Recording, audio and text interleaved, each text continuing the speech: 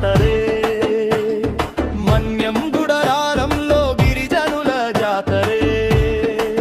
2 ఎండ్లు ఒకసారి 4 రోజుల జాతరే.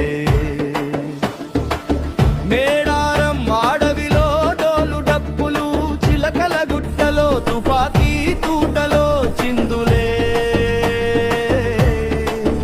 అమ్మల గద్దెల కడబండరు, భరణిల పూజలు.